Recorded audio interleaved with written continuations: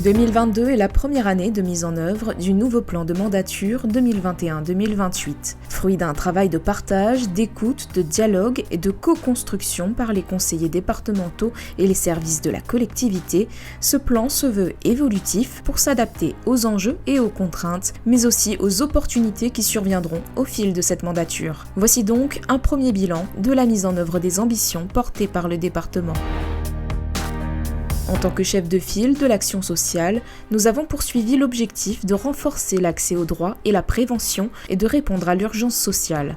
C'est dans cette démarche que le département a inauguré cette année la caravane d'accès aux droits et à l'information. Ce nouveau service départemental de proximité sillonnera désormais les quartiers des Hauts-de-l'Île pour rompre avec le non-recours aux droits multifactoriels des publics vulnérables. D'autres actions ont été conduites pour mener à bien cette ambition. Le département s'est positionné comme précurseur dans l'expérimentation du service public de l'insertion et de l'emploi, une solution pour décloisonner les politiques publiques. La conception du programme départemental d'insertion 2022-2024 et l'expérimentation du dispositif R+, qui sera reconduit après un bilan positif. Dans ses missions d'aide sociale à l'enfance, le département s'est donné pour ambition d'accompagner les parents, protéger les enfants et favoriser leur réussite. En 2021, la collectivité a porté une attention particulière au repérage des situations à risque et au placement de l'enfant protégé. La cellule de recueil d'informations préoccupantes qui gère, sous l'autorité du président du département, les signalements de mineurs en danger, a été consolidée. Afin de répondre plus efficacement à ces missions, la CRIP 974 a vu son équipe technique renforcée et ses actions de prévention auprès des nombreux partenaires multipliées. Afin de diversifier et de renforcer l'offre d'accompagnement et d'accueil des enfants sur le territoire, de nouvelles places ont été créées en établissements sociaux et médico-sociaux. Le plan de recrutement pluriannuel des assistantes familiales s'est poursuivi afin de faire face au nombreux départs à la retraite et à l'augmentation du nombre d'enfants confiés à l'aide sociale pour l'enfance. La collectivité a aussi procédé à des ajustements nécessaires sur le volet indemnité alloué aux assistants familiaux. Le vieillissement de la population réunionnaise représente un défi pour le département. Nous souhaitons protéger et accompagner au mieux les plus vulnérables. Afin de participer au mieux vivre au sein des structures d'accueil spécialisées, le département a cette année déployé le plan bien-être. En 2021, l'offre médico-sociale des personnes âgées et handicapées s'est développée avec un plan de création de places d'hébergement en structures spécialisées étalé sur 5 ans. Afin d'impulser une dynamique forte d'évolution des solutions, un appel à manifestation d'intérêt a été lancé conjointement avec l'ARS. Pour aider les ménages défavorisés dans leur démarche d'amélioration de l'habitat, un plan volontariste sur 5 ans a été voté l'an dernier dans le cadre du plan de relance économique et sociale de la collectivité 2021-2025. Enfin, le dispositif Pass Bien-être a été renouvelé pendant toute la durée de la crise sanitaire et a permis encore une fois à de nombreux Réunionnais d'accéder à des prestations de bien-être tout en contribuant à la relance économique du territoire. Afin d'accompagner les jeunes dans leur parcours citoyen et leur insertion, en 2021, le partenariat avec les missions locales a été renforcé, notamment avec la mise en place de nouvelles actions impulsées dans le cadre du plan stratégique de lutte contre la pauvreté. Avec le soutien de la collectivité, la mission locale Est a bénéficié d'un cofinancement pour mener une expérimentation destinée à contribuer au mieux-être psychique des jeunes ayant un parcours de vie difficile. Pour développer le leadership des jeunes, la collectivité a encouragé diverses actions citoyennes dans les collèges et les associations, concours d'éloquence, tournage d'un spot anti-tabac ou encore le concours ciné-collège.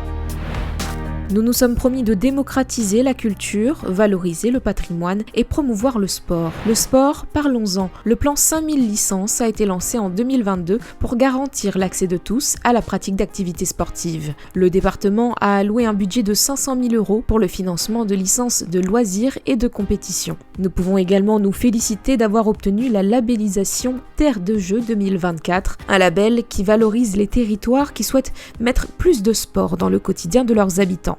S'agissant de la culture, le département a cette année encore accompagné les acteurs de la filière dans la poursuite de projets artistiques et culturels. La promotion de l'identité créole, elle, s'est notamment concrétisée par notre participation active aux États généraux du multilinguisme dans les Outre-mer ou encore la publication des premiers guides de musées en langue créole.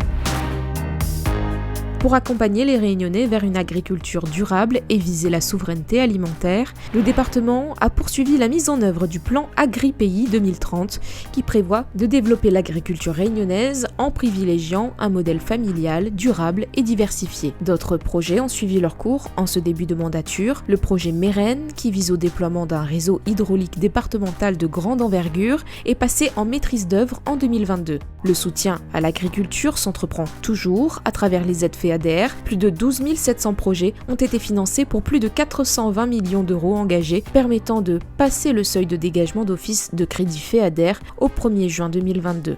2021 a également été l'année de validation du plan biodépartemental.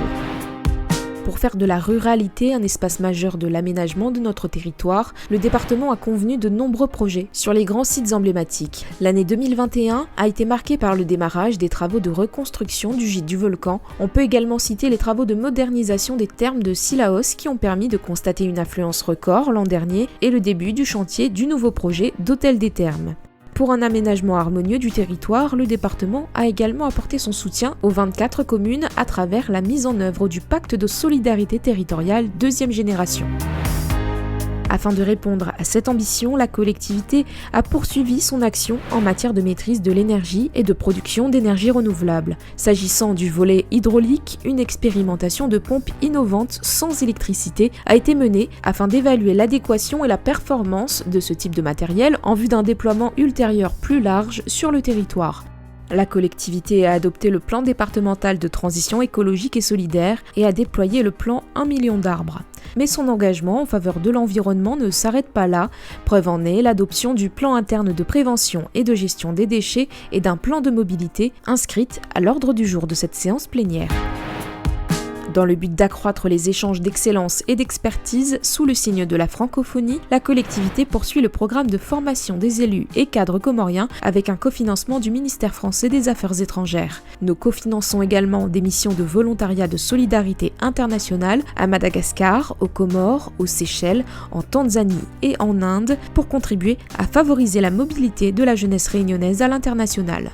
Le renforcement des liens entre les populations de l'océan Indien s'est également opéré à travers l'aide d'urgence à Madagascar après le passage de Batsirai ou encore l'accueil de la délégation venue de Mayotte.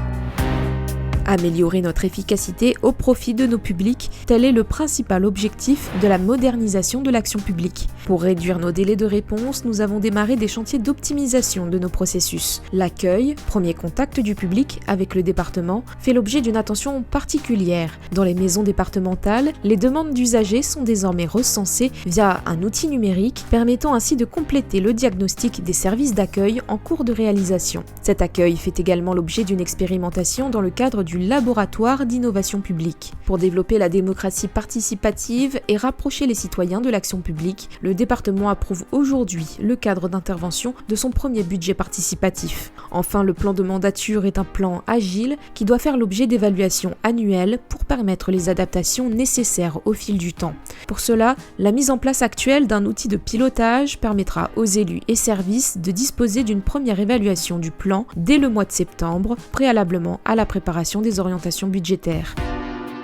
Les actions présentées ici ne sont qu'un aperçu de tout le travail accompli grâce à la solidarité de tous les agents pendant cette première année de mise en œuvre du nouveau plan de mandature 2021-2028.